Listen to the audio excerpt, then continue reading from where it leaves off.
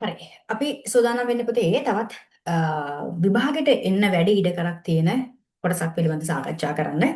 විශේෂයෙන් සද්ධර්ම රත්නාවලිය තුල මොන වගේ ප්‍රශ්නයක් මෙවර විභාගෙට එයිද? මොන වගේ ප්‍රශ්නයක් එන්න කොච්චර වැඩි ඉඩකඩක් තියෙනවද සහ කලින් පසුගිය අවුරුදු වල විභාග ප්‍රශ්න මොනවද? ඒවට සාපේක්ෂව ආපු නැති කොටස් මොනවද? ඔයා වැඩිපුර අවධානය දෙන්න ඕන කොටස් මොනවද? කියන එක පිළිබඳව සාකච්ඡා කරන්නයි අපි බලාපොරොත්තු වෙන්නේ. හරි. සදර්ව රත්නාවලිය අපි දන්නවා මට්ට කුණ්ඩලේ කතාවස්තුව කුණ්ඩල කේසී කතාවස්තුව මේ වෙනකොට ඔයා කතා දෙක සම්පූර්ණයෙන් දන්නව ඇති දැනගෙන පාඩම් කරලා ඔක්කොම කරලා ඇති අපි තාම කෙටි කාලයක් ඇතුළත සාකච්ඡා කරමු කලින් ප්‍රශ්න මොනවද මේ සැරේ එන්නේ මොන වගේ ප්‍රශ්නයක්ද කියලා මේ බලන්න 2019 අවුරුද්දේ අපිට මේ කෑල්ල හරි වැදගත් හරිද අනිවාර්යෙන්ම ඔයා ඕනම දරුවෙක් පහුගිය විභාග ප්‍රශ්න පිළිබඳ පුතේ දැනගෙන ඉන්න ඕනේ එතකොට තමයි මේ සැරේ එන්නේ මොකක්ද කියන එක පිළිබඳ අපිට අර නිගමනයක් ගොඩනගා ගන්න පහසු වෙන්නේ 2019 අවුරුද්දේදී අපෙන් ඇහුවේ පුද්ගල චිත්තාභ්‍යන්තරයේ පවත්නා ගූඪ ස්වરૂපය විදහා දැක්වීමටත් සාර්ථක අවස්ථා නිරූපණයක් සද්ධර්ම රත්නාවලියේ කතාවල නැවුම් ස්වરૂපයක් එක් කරයි. එතකොට මේ ප්‍රශ්නය ඇතුලේ අපේ මිනිස් සිතුවිලි වල ගූඪ බව, ගූಢයි කියන්නේ গুপ্তයි සැඟවුණු කියන අදහස. ඒත් එක්කම අවස්ථා නිරූපණය ගැන, අවස්ථා නිරූපණය ගැන සියල්ල අහලා තියෙනවා. මේ කොටස් දෙකම මේ ප්‍රශ්නය ඇතුලේ එකතු වෙලා තියෙනවා. 2020 අවුරුද්දේදී අහනවා ශ්‍රාවක මනසේ ශ්‍රද්ධාව වර්ධනය වන ආකාරයට බණ කතා රචනා කිරීම දඹදිව කුරුණෑගල අවදිවල ප්‍රවණතාවයක් ලෙස මතුවුණා කියලා. ඒ කියන්නේ 2020 දී යුග ප්‍රශ්නයක් අහලා තියෙනවා. මේ යුග විදියට සද්ධර්ම රත්නාවලියට එන්නේ බොහෝ විට දඹදිව යුගය. දඹදිව යුගයයි කුරුණෑගල යුගය. දැන් කුරුණෑගල යුගයේ අයිති වෙන්නේ ඍජුවම ජාතක කතාවලටයි. හැබැයි සාමාන්‍යයෙන් ওই දඹදිව කුරුණෑගල යුග දෙක එකට අහන අවස්ථා තියෙනවා මේ අහලා දෙන්නේ ඒ විදිහට තමයි. ඒ නිසා මම නම් යෝජනා කරන්නේ දරුවෙක්ට යුග දෙක අනිවාර්යෙන් බලන්න යන්න. දැන් යුග ප්‍රශ්නයක් අනිවාර්යෙන්ම එනවා කියලා එකක් නැහැ. එන්නත් පුළුවන් නොඑන්නත් පුළුවන් අපි බලමු මේ රටාවන් කොහොමද කියලා. ඒ නැතත් පුතේ ඔයා අනිවාර්යෙන් යුග බලන් යන්න. යුග නොබල යන එකේ රිස්ක් එකක් තියෙනවා. ඇයි? දැන් හිතන්න සද්ධර්ම රත්නාවලියේ මට්ට කුණ්ඩලකින් කුණ්ඩල කේසකින් ඇහුවම අපිට ඕන එකක් ලියන්න කියන්නේ ඕන ප්‍රශ්නයක් අපිට ලියන්න පුළුවන් අපි කතා දෙක දන්නවනේ. ඒතර ඉන්න ප්‍රශ්නට අදාළව ගලප ගන්න පුළුවන්.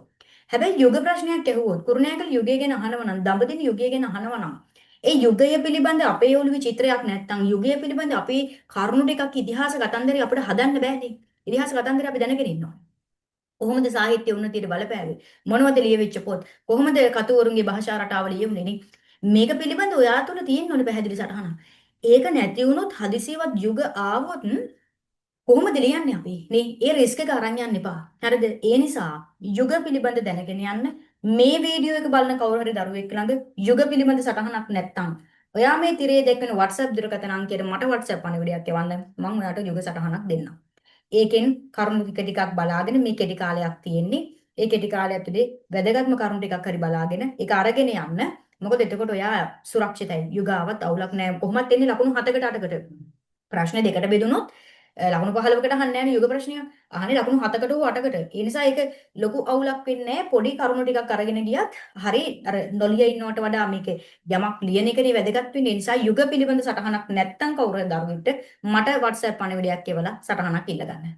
ඒ උදව්ව අපි හැම අවුරුද්දෙම වාට කරනවා. ගිය අවුරුද්දත් අපි එහෙම දරුවෝ බොහෝමයකට උදව් කරා. ඒ නිසා මේ සැරෙත් අපි ඒ සටහන් ඔයාලට දෙන්න සූදානම්. හරි.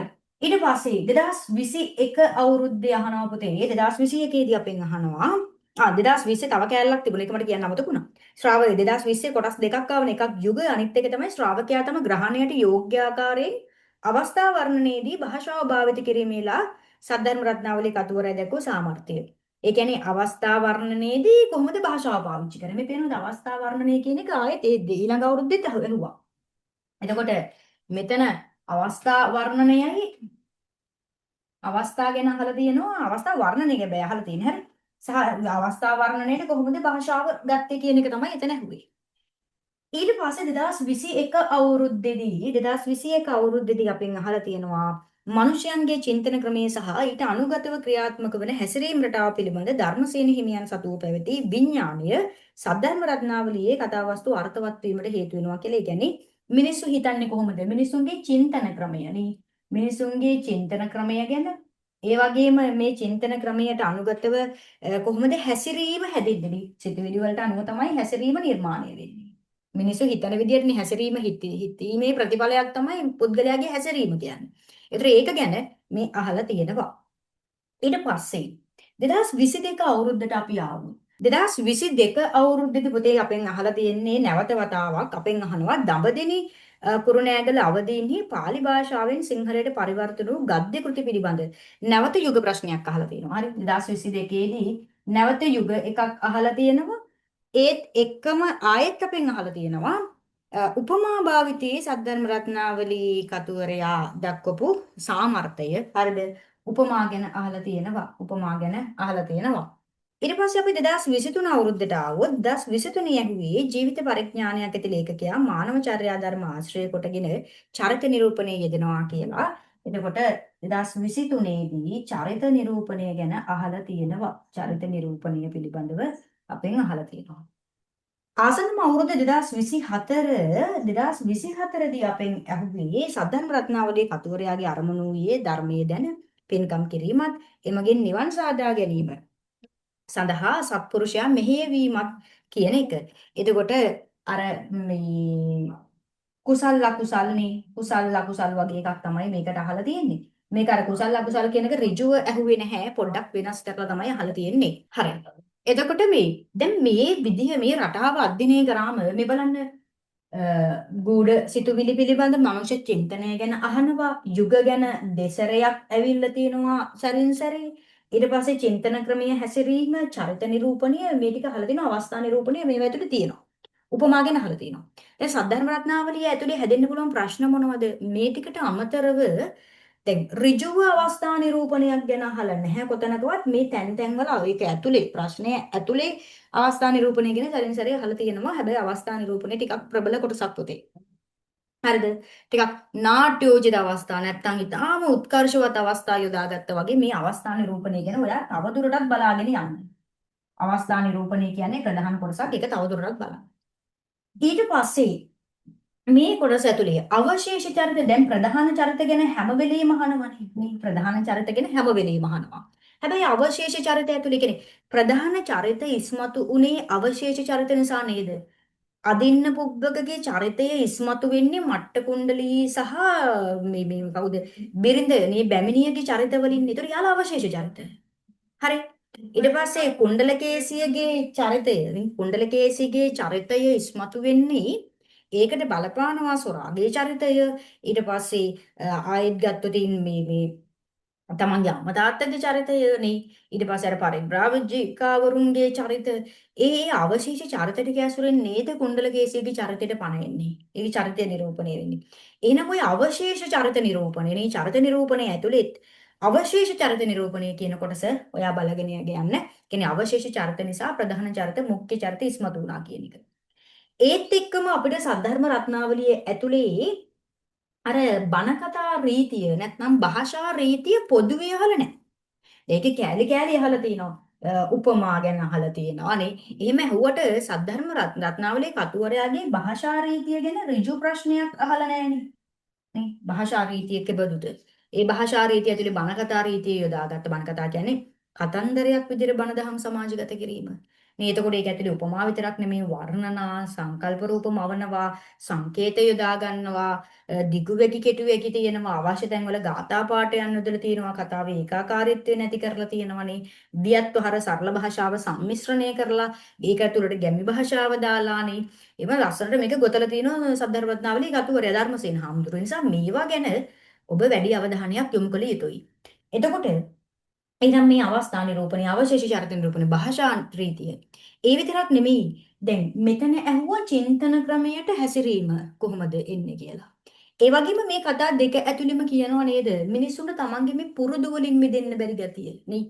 තමන්ගේ පුරුදු නැත්තම් ඇබ්බැහිකම් කියන ඒවා තමන්ගේ පුරුදු එහෙම නැත්නම් ඇබ්බැහිකම් පිළිබඳ තමන්ගේ පුරුදු ඇබ්බැහිකම් වලින් මිදෙන්න බැරි වුණාම මිනිස්සුන්ට අත්වෙන ඉරණම අදින්න පුබ්බකගේ චරිත ගන්න අදින්න පුබ්බකට මසුරුකම කියන එකෙන් මිදෙන්න බැරි වෙනවනේ නේ අදින්න පුබ්බකට තමන්ගේ මසුරුකම කියන පුරුද්දෙන් ඒ දැඩිව එල්බිලා ඉන්න පුරුද්ද ඇතුළේ එයාට මිදෙන්න බැරි වුණා ඒක හේතුවක් කරගෙන මොකක් වෙනවද අවසානයේ තමන්ගේ එකම දරුවා නැති වෙනවා කුණ්ඩලකේසියගේ කතාවස්තුවනේ කුණ්ඩලකේසිය කතාවස්තුව ගත්තම හොරාගේ චරිතය බලන්න මරන්න අරගෙන ගිහිල්ලා සල්ලි දීලා මසුරන් දීලා නැවත අරගෙන ඇවිල්ලා සිටු දේනියක් විවාහ කරලා අතට පයට සියල්ල දීලා ඉඳුම් හිටුම් කෑම බීම සිටු සම්පත් සියල්ල දීලා හොරකම කියන පුරුද්ද අතහර ගන්න බැරි වුණා.